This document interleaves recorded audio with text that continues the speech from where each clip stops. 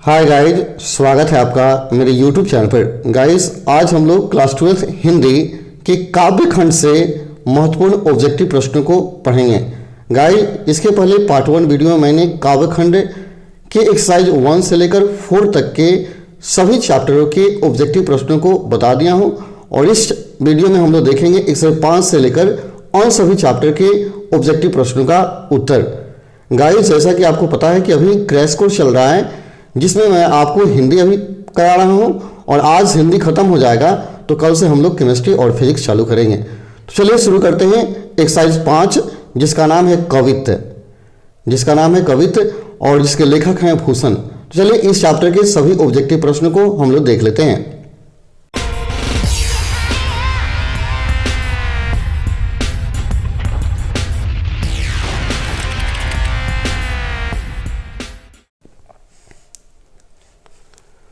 तो चैप्टर है कवित्त जिसके लेखक हैं भूषण। और इस चैप्टर का सबसे पहला प्रश्न है, भूषण किस काल के कवि माने जाते हैं? भूषण किस काल के कवि माने जाते हैं? ऑप्शन है रीतिकाल, आधुनिक काल, आदिकाल या भक्ति काल। तो आपका आंसर हो जाएगा ऑप्शन नंबर ए, वे रीतिकाल के कवि माने जाते हैं। भूषण रीतिकाल के कवि माने जाते हैं। ऑप्शन ए आपका सही है। अगला है, शिवा बावनी में कितने मुक्त हैं? शिवा बावनी में कितने मुक्त हैं? ऑप्शन है 56, 52, 60 या 65। तो आपका आंसर हो जाएगा ऑप्शन नंबर बी, 52 मुक्तक हैं। शिवा बावनी में 52 मुक्तक हैं। अगला, भूषण की उपाधि किसने दी थी? कवि भूषण को भूषण की उपाधि किसने दी थी? ऑप्शन छत्रपति शिवाजी ने, महाराज छत्रसाल ने, राजा रुद्र शाह ने या औरंगजेब ने। तो आपका आंसर हो जाएगा ऑप्शन नंबर सी, राजा रुद्र शाह ने भूषण की उपाधि दी थी। अगला है, छत्रसाल दशक के रचनाकार कौन है? छत्रसाल दशक के रचनाकार कौन है? ऑप्शन है तुलसीदास, जायसी, भूषण या नाभादास। तो आपका आंसर होगा ऑप्शन नंबर सी, भूषण है छत्रसाल दशक के रचनाकार। ऑप्शन सी आपका सही है। अगला, कवित्त शीर्षक पाठ के रचयिता कौन है? कवित्त शीर्षक पाठ के रचयिता कौन है? भूषण, बिहारी, चिंतामणि त्रिपाठी या घनानंद। तो आपका आंसर हो जाएगा ऑप्शन नंबर ए, भूषण है कवित्त शीर्षक पाठ के रचयिता। ऑप्शन ए आपका सही है। अगला है, भूषण का जन्म कब हुआ था? भूषण का जन्म कब हुआ था? ऑप्शन है 1652, 1613, 1612, 1613, 1614 या 1615। तो आपका आंसर ऑप्शन नंबर बी, 1613 में कवि भूषण जी का जन्म हुआ था। ऑप्शन नंबर बी आपका सही है। अगला, भूषण का निधन कब हुआ था? कवि भूषण का निधन कब हुआ था? ऑप्शन है 1713 ईस्वी, 1714, 1715 या 1716। तो आपका आंसर होगा ऑप्शन नंबर सी, 1715 में कवि भूषण का निधन हो गया था। अगला है, भूषण का जन्म कहाँ हुआ था? भूषण जी का जन्म कहाँ हुआ था? तो आपका आंसर हो जाएगा ऑप्शन डी, टिकवापुर, कानपुर, उत्तर प्रदेश में भूषण का जन्म हुआ था। टिकवापुर, कानपुर, उत्तर प्रदेश। ऑप्शन डी आपका सही है। अगला है, भूषण कवि के आश्रयदाता कौन थे? भूषण कवि के आश्रयदाता कौन थे? ऑप्शन छत्रपति शिवाजी के पुत्र साहू जी या पन्ना के बुंदेला राजा छत्रसाल। तो इसमें सब के सब क्या थे? भूषण जी के आश्रयदाता थे। ऑप्शन डी सही है, सभी। ऑप्शन डी आपका सही है। अगला, भूषण की कृतियां कौन कौन सी है? भूषण की कृतियां कौन कौन सी है? ऑप्शन है शिवराज भूषण, शिवा बावनी, छत्रसाल दशक या उपयुक्त में से सभी। तो आपका आंसर होगा ऑप्शन नंबर डी, उपयुक्त में से सभी भूषण की कृतियां हैं। अगला क्वेश्चन है, भूषण की अप्राप्य कृतियां कौन सा है? भूषण की अप्राप्य कृतियां कौन कौन सी है? ऑप्शन है भूषण हजारा, भूषण उल्लास, भूषण दूषण उल्लास या उपयुक्त सभी। तो आपका आंसर होगा ऑप्शन डी, उपयुक्त सभी भूषण जी की कृतियां हैं। अगला है, किसने लिखा है लागती लपकी कंठ वैरीन के नागिनी सी रुद्रही रिझावे दैदय मुंडन की मालकी। फिर सुनिए, किसने कहा है लागती लपकी कंठ वैरीन कि नागिनी सी रुद्रही रिझावे दय दय मुंडन की माल की। यह लाइन किसकी लिखा हुआ है? तो यह लाइन भूषण जी की लिखा हुआ लाइन है। ऑप्शन ए आपका सही है। अगला, भूषण ने किस रस को प्रमुखता दी है? भूषण ने किस रस को प्रमुखता दी है? ऑप्शन ए बी रस, रौद्र रस, करुण रस या श्रृंगार रस। तो आपका आंसर होगा ऑप्शन नंबर ए, उन्होंने बी रस को प्रमुखता दिया है। ऑप्शन ए आपका सही है। ठीक है। अगला है, शिवा बावनी में किसकी वीरता का वर्णन है? शिवा बावनी में किसकी वीरता का वर्णन है? तो याद रहे, शिवा बावनी में शिवाजी के वीरता का वर्णन है। ऑप्शन सी सही है, शिवाजी के वीरता का वर्णन दिखाया गया है शिवा बावनी में। तो इस चैप्टर के ऑब्जेक्टिव प्रश्न खत्म हो जाते हैं। हम लोग अगले चैप्टर की तरफ बढ़ते हैं। अगले चैप्टर का नाम है तुमुल कोलाहल कलह में। तुमुल कोलाहल कलह में, जिसके लेखक हैं जयशंकर प्रसाद। जयशंकर प्रसाद। तो चलिए इस चैप्टर के सभी ऑब्जेक्टिव प्रश्नों को हम लोग देख लेते हैं। आप सारे प्रश्नों को कॉपी में जरूर लिख लीजिए और जरूर याद कर जाइए, काफ़ी इंपॉर्टेंट प्रश्न है ये। तो सबसे पहला प्रश्न है, तुमुल कोलाहल कलह में शीर्षक कविता के कवि कौन हैं? तुमुल कोलाहल कहल में शीर्षक कविता के कवि कौन है? ऑप्शन जयशंकर प्रसाद, सूर्यकांत त्रिपाठी निराला, सुमित्रा नंदन पंत या महादेवी वर्मा। तो आपका आंसर है ऑप्शन ए, जयशंकर प्रसाद हैं तुमुल कोलाहल कलह में के लेखक। अगला है, जयशंकर प्रसाद का जन्म कब हुआ था? जयशंकर प्रसाद का जन्म कब हुआ था? ऑप्शन 1888, 1889, 1890 या 1891। तो आपका आंसर हो जाएगा ऑप्शन नंबर बी, 1889 में जयशंकर प्रसाद का जन्म हुआ था। ऑप्शन बी सही है, 1889। अगला है, जयशंकर प्रसाद का निधन कब हुआ था? जयशंकर प्रसाद का निधन कब हुआ था? ऑप्शन 13 नवंबर 1935, 14 नवंबर 1936, 15 नवंबर 1937 या 16 नवंबर 1938। तो आपका आंसर हो जाएगा ऑप्शन नंबर सी, 15 नवंबर 1937 में जयशंकर प्रसाद का निधन हुआ था। ऑप्शन सी आपका सही है। ठीक है। अगला, जयशंकर प्रसाद का जन्म कहाँ हुआ था? जयशंकर प्रसाद का जन्म कहाँ हुआ था? ऑप्शन है आगरा, लखनऊ, इलाहाबाद या वाराणसी। तो आपका आंसर हो जाएगा ऑप्शन नंबर डी, वाराणसी में जयशंकर प्रसाद का जन्म हुआ था। ऑप्शन डी आपका सही है। अगला, जयशंकर प्रसाद के काव्य संकलन का नाम बताएं। जयशंकर प्रसाद के काव्य संकलन का नाम बताएं। ऑप्शन है झरना, आंसू, लहर या सभी। तो इसमें सभी जयशंकर प्रसाद के काव्य रचनाएं हैं। उपयुक्त सभी आपका आंसर होगा। ऑप्शन डी सही है। अगला, जयशंकर प्रसाद के प्रबंध काव्य का नाम लिखें। जयशंकर प्रसाद के प्रबंध काव्य का नाम लिखें। ऑप्शन है कामायनी, द्वापर, यशोधरा, रामचरितमानस। तो आपका ऑप्शन ए सही है, कामायनी। जयशंकर प्रसाद के प्रबंध काव्य का नाम है कामायनी। ऑप्शन ए आपका सही है। अगला है, जयशंकर प्रसाद के अतुकांत रचनाएं कौन कौन है? जयशंकर प्रसाद के अतुकांत रचनाएं कौन कौन हैं? ऑप्शन है महाराज के महत्व, करुणालय, प्रेम पथिक या उपयुक्त सभी। तो आपका आंसर होगा ऑप्शन डी, उपयुक्त में सभी जयशंकर प्रसाद की अतुकांत रचनाएं हैं। ऑप्शन डी आपका सही है।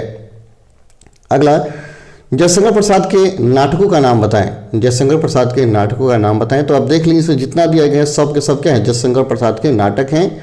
जैसे मैं बताता हूँ, कल्याणी परिणय, प्रायश्चित, राजश्री, विशाख, कामना, जनमंजन का नागयज्ञ, स्कंदगुप्त, एक घूंट, चंद्रगुप्त, ध्रुव स्वामिनी, ये सब के सब क्या है, जयशंकर प्रसाद के नाटक के नाम हैं। तो उपयुक्त सभी आपका आंसर सही होगा।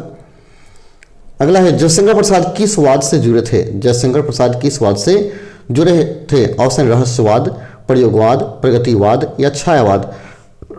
तो आपका आंसर हो जाएगा ऑप्शन नंबर डी, वे छायावाद से जुड़े थे। ऑप्शन डी आपका सही है, जयशंकर प्रसाद। अब याद रहे, छायावादी कवि 4 गो हैं। पहला है प्रसाद, ठीक है, फिर पंत, फिर निराला और वर्मा। इन 4 कवि ही हैं जो छायावादी हैं, प्रसाद, पंत, निराला और वर्मा। प्रसाद का मतलब हो गया जयशंकर प्रसाद, और पंत यानी सुमित्रानंद पंत, और सूर्यकांत त्रिपाठी निराला और महादेवी वर्मा। अब इन 4 का नाम याद रखेंगे जो कि छायावादी कवि हैं। तो आपका ऑप्शन नंबर डी सही है। ठीक है। अगला, तुमुल कोलाहल कलह में शीर्षक कविता किस पुस्तक से ली गई है? तुमुल कोलाहल कलह में कविता किस शीर्षक पुस्तक से ली गई है? ऑप्शन है कामायनी, झरना, आंसू या लहर। तो आपका आंसर हो जाएगा ऑप्शन नंबर ए, यह कामायनी से ली गई है। ऑप्शन ए आपका सही है। जयशंकर प्रसाद के कथा संग्रह का नाम बताएं। जयशंकर प्रसाद के कथा संग्रह का नाम बताएं। ऑप्शन छाया, प्रतिध्वनि, इंद्रजाल या सभी। तो आपका आंसर होगा ऑप्शन नंबर डी, ये सभी जयशंकर प्रसाद का कथा संग्रह है।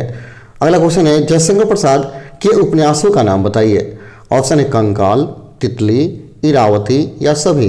तो आपका आंसर होगा ये सभी जयशंकर प्रसाद के उपन्यास के नाम हैं। कंकाल, तितली, इरावती, सबके सब जयशंकर प्रसाद का उपन्यास है। तो गाइस इस चैप्टर का महत्वपूर्ण ऑब्जेक्टिव यहीं पे खत्म हो जाता है। हम देखते हैं अगले चैप्टर को। आप सारे चैप्टर के ऑब्जेक्टिव को जरूर लिखते जाइए। अगले चैप्टर का नाम है पुत्र वियोग। बहुत ही बढ़िया कविता है जिसके लेखिका है सुभद्रा कुमारी चौहान। इस चैप्टर को आप जरूर पढ़िएगा, ठीक है। बहुत ही बढ़िया कविता है और इससे परीक्षा में निश्चित रूप से प्रश्न पूछा जाता है। तो चलिए देख लेते हैं इस चैप्टर के सभी ऑब्जेक्टिव प्रश्न को।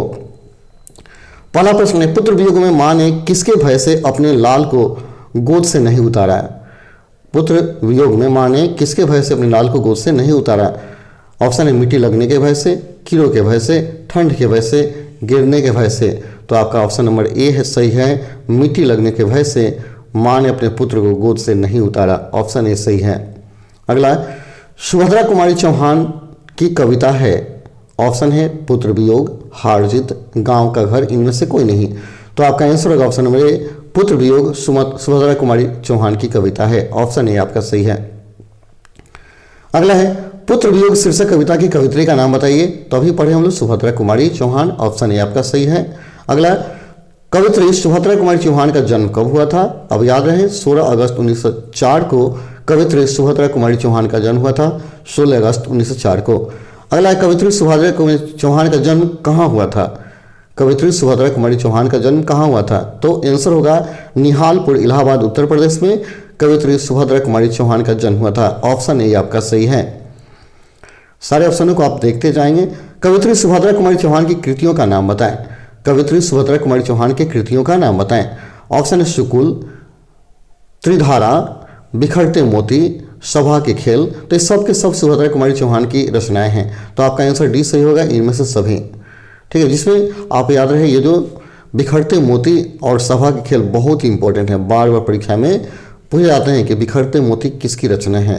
तो याद रहे कवित्री सुभद्रा कुमारी चौहान की यह रचना है। अगला है किसने लिखा है आज दिशाएं भी हंसती है, उल्लास विश्वास पर छाया, मेरा खोया हुआ खिलौना अब तक मेरे पास न आया। यह किसकी लिखी हुई पंक्ति है? ऑप्शन है मीराबाई, सुभद्रा कुमारी चौहान, सहजोबाई या महादेवी वर्मा। तो यह जो लाइन है यह सुभद्रा कुमारी चौहान की लिखनी है। ऑप्शन बी आपका सही है, ठीक है। चलिए इस चैप्टर का सभी इंपॉर्टेंट क्वेश्चन यहाँ खत्म हो जाते हैं और देख रहे हैं हम लोग अगले चैप्टर को। अगले चैप्टर का नाम है उषा। अगले चैप्टर का नाम है उषा, जिसके लेखक हैं शमशेर बहादुर सिंह। उषा चैप्टर के लेखक हैं शमशेर बहादुर सिंह। तो इस चैप्टर के सभी प्रश्नों को हम देख लेते हैं, काफी इंपॉर्टेंट चैप्टर है भी। तो सबसे पहला क्वेश्चन है दूसरा सप्तक का प्रकाशन वर्ष है। इन दूसरा सप्तक जो है कब प्रकाशित हुआ था? तो आपका आंसर होगा 1951 में दूसरा सप्तक प्रकाशित हुआ था, ठीक है। 1951 में दूसरा सप्तक प्रकाशित हुआ था, ठीक है। अगला है प्राकृत वर्णन से संबंधित कविता है। प्राकृतिक के वर्णन से संबंधित कविता कौन है?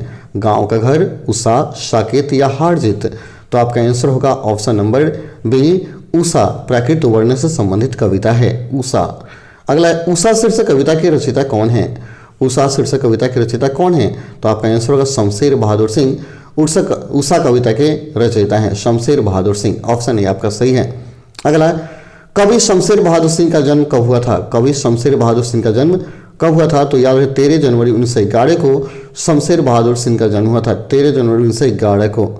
अगला है कवि शमशेर बहादुर सिंह के माता पिता का नाम बताएं। कवि शमशेर बहादुर सिंह के माता पिता का नाम बताएं। तो याद रहे शमशेर बहादुर सिंह के माता पिता का नाम था, माता का नाम प्रभुदेई था और पिता का नाम तारीफ सिंह था। माता प्रभुदेई और पिता तारीफ सिंह था। अगला कवि शमशेर बहादुर सिंह के कविता संग्रह का नाम बताइए। कवि शमशेर बहादुर सिंह के कविता संग्रह का नाम बताएं। तो इसमें जितना दिया है सब के सब कविताएं शमशेर बहादुर सिंह की है, आप सबको देख लें।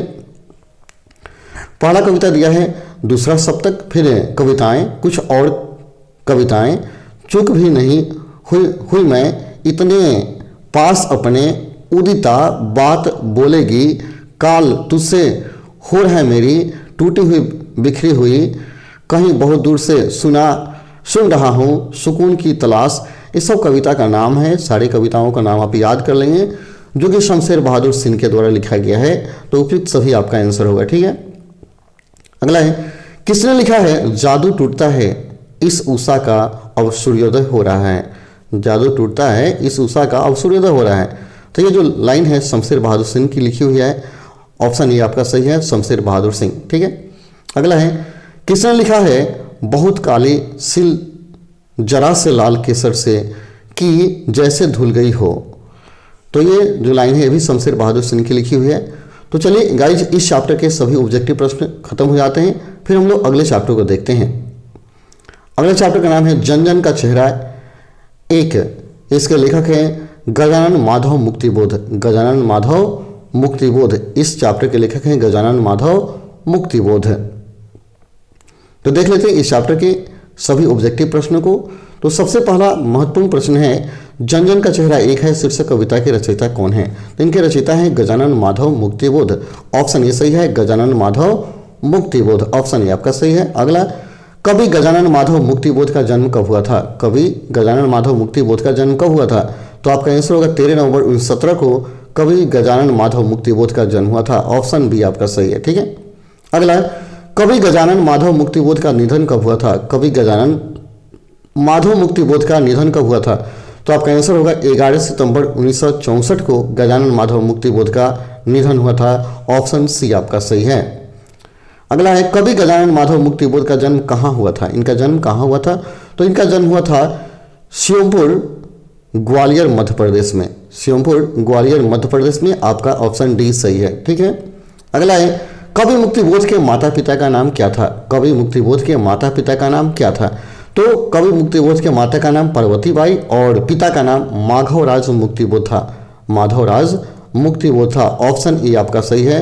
पार्वतीबाई एवं माधवराज मुक्तिबोध, ऑप्शन ए आपका सही है। अगला है मुक्तिबोध के कविता संग्रह का नाम बताइए। मुक्तिबोध के कविता संग्रह का नाम बताइए। तो यहाँ दिया ताड़ सप्तक, चांद का मुंह टेढ़ा है, भूरी भूरी खाक धूल। तो इस सब के सब मुक्तिबोध की ही रचनाएं हैं, उपयुक्त सभी आपका आंसर होगा, ऑप्शन डी आपका सही, उपयुक्त सभी। अगला है मुक्तिबोध के कथा संग्रह का नाम बताइए। मुक्तिबोध के कथा संग्रह का नाम बताएं। तो इनका महत्वपूर्ण कथा संग्रह था काठ का सपना। काठ का सपना, जो कि ऑप्शन ए में दिया गया, सबसे इंपॉर्टेंट था काठ का सपना, ऑप्शन ए आपका सही है। अगला, किस कविता से उद्धृत है या किस कविता से लिया गया है। आसमय लाल लाल किरणों से अंधकार, चिरता सा मित्र का स्वर्ग, एक जन जन का मित्र, यह किसके द्वारा लिखा गया है, यानी किस कविता से लिया गया है। तो यह लिया गया जन जन का चेहरा एक है, यानी ऑप्शन ए आपका सही है। यह जो लाइन है जन जन का चेहरा एक है नामक कविता से लिया गया है। तो चलिए गाइस, इस चैप्टर का भी सभी ऑब्जेक्टिव प्रश्न यहाँ खत्म हो जाता है। हम लोग अगले चैप्टर की तरफ बढ़ते हैं। सारे चैप्टर के ऑब्जेक्टिव प्रश्नों को आप याद करते जाइए। अगले चैप्टर का नाम है अधिनायक। अगले चैप्टर का नाम है अधिनायक, जो कि रघुवीर सहाय के द्वारा लिखा गया है। रघुवीर सहाय के द्वारा लिखा गया, काफी इंपॉर्टेंट चैप्टर है। चलिए इस चैप्टर के सभी ऑब्जेक्टिव प्रश्नों को देख लेते हैं। सबसे पहला प्रश्न है रघुवीर सहाय ने किस विषय से एमए किया है। रघुवीर सहाय ने किस विषय से एमए किए थे। तो आप याद है रघुवीर सहाय ने अंग्रेजी से एमए किए थे, ऑप्शन बी आपका सही है, अंग्रेजी से उन्होंने एमए किया था। अगला, अधिनायक शीर्षक कविता के कवि का नाम बताएं। तो अधिनायक शीर्षक कविता के कवि हैं और रघुवीर सहाय, ऑप्शन ए सही है। अधिनायक शीर्षक कविता के कवि हैं रघुवीर सहाय। अगला है रघुवीर सहाय का जन्म कब हुआ था। रघुवीर सहाय का जन्म कब हुआ था। तो आपका आंसर होगा 9 सितंबर 1929 को रघुवीर सहाय का जन्म हुआ था। 9 सितंबर 1929 को रघुवीर सहाय का जन्म हुआ था, ऑप्शन बी आपका सही है। अगला, कवि रघुवीर सहाय का निधन कब हुआ था। कवि रघुवीर सहाय का निधन कब हुआ था। तो आपका आंसर होगा 30 सितंबर 1990 को कवि रघुवीर सहाय का निधन हो गया था, ऑप्शन सी आपका सही है। अगला, कवि रघुवीर सहाय का जन्म कहाँ हुआ था। जन्म स्थान का नाम बताना है कि रघुवीर सहाय का जन्म कहाँ हुआ था। तो इसका आंसर होगा लखनऊ उत्तर प्रदेश में कवि रघुवीर सहाय का जन्म हुआ था, लखनऊ उत्तर प्रदेश। ऑप्शन डी सही है। कवि रघुवीर सहाय के पिता का नाम क्या था? कवि रघुवीर सहाय के पिता का नाम क्या था? तो कवि रघुवीर सहाय के पिता एक शिक्षक थे जिनका नाम था हरदेव सहाय। हरदेव सहाय, जो कि ऑप्शन ए में सही है, ये सही है। कवि रघुवीर सहाय के पिता का नाम हरदेव सहाय था, जो कि एक शिक्षक थे। अगला है, किस पत्रिका के संपादन के कारण रघुवीर सहाय का नाम हुआ? किस पत्रिका के संपादन के कारण रघुवीर सहाय का नाम हुआ, यानी नाम प्रचलित हो गया? तो उस कविता का नाम था दीनमान। ऑप्शन बी सही है। जब उन्होंने दीनमान कविता का संपादन किया तो उनका नाम प्रचलित हुआ। ऑप्शन बी सही है। अगला, किस कविता संग्रह पर रघुवीर सहाय को साहित्य अकादमी पुरस्कार मिला? किस कविता संग्रह पर रघुवीर सहाय को साहित्य अकादमी पुरस्कार मिला? यहाँ ऑप्शन दिया हंसो हंसो जल्दी हंसो, आत्महत्या के विरुद्ध, सीढ़ियों पर धूल, लोग भूल गए। ये सब के सब क्या है? रघुवीर सहाय की साहित्य रचनाएं हैं, साहित्यिक रचनाएं हैं, लेकिन उनको पुरस्कार मिला था साहित्य अकादमी, लोग भूल गए हैं इसके लिए। ऑप्शन सी सही है, लोग भूल गए हैं।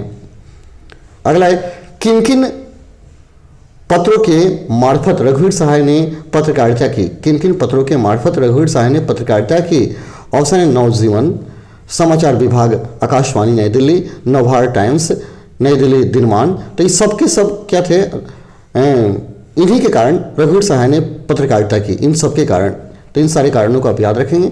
यहाँ उन्होंने क्या किया? पत्रकारिता का कार्य किया है। अगला है, अधिनायक शीर्षक कविता किस पुस्तक से ली गई है? अधिनायक शीर्षक कविता किस पुस्तक से ली गई है? ऑप्शन आत्महत्या के विरुद्ध, सीढ़ियों पर धूल, हंसते हंसते हंसो हंसो जल्दी हंसो, लोग भूल गए हैं। तो आपका आंसर ऑप्शन नंबर ए सही है। आत्महत्या के विरुद्ध इसी कविता से अधिनायक शीर्षक कविता ली गई है, आत्महत्या के विरुद्ध। अगला है, हर चरना किसका प्रतिनिधि है? हर चरना किसका प्रतिनिधि है?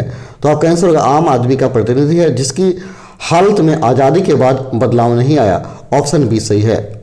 आम आदमी का यह प्रतिनिधि है जिसकी हालत में आज़ादी के बाद बदलाव नहीं आया। किसने लिखा है, पूरा पश्चिम में आते हैं नंगे बुझे नर कंकाल, सिंहासन पर बैठा, उनके तमगे कौन लगाता है? उनके तमगे कौन लगाता है? तो यह जो लाइन है रघुवीर सहाय के द्वारा लिखा गया है, रघुवीर सहाय के द्वारा लिखा गया है। तो चलिए गाइड, इस चैप्टर का भी महत्वपूर्ण ऑब्जेक्टिव प्रश्न यहाँ खत्म हो जाता है। आज हम लोग इतना ही रहने देते हैं और मात्र 3 चैप्टर और बच जाते हैं, जो कि हम लोग अगले वीडियो में देख लेंगे। तब तक आप इन सारे चैप्टर को याद कर जाइए। चलिए तो मिलते हैं अगले वीडियो में, तब तक के लिए धन्यवाद। जय हिंद, जय भारत। हम लोग कल से केमिस्ट्री और फिजिक्स शुरू करेंगे। चलिए तो आज के लिए इतना ही, फिर मिलते हैं अगले वीडियो में।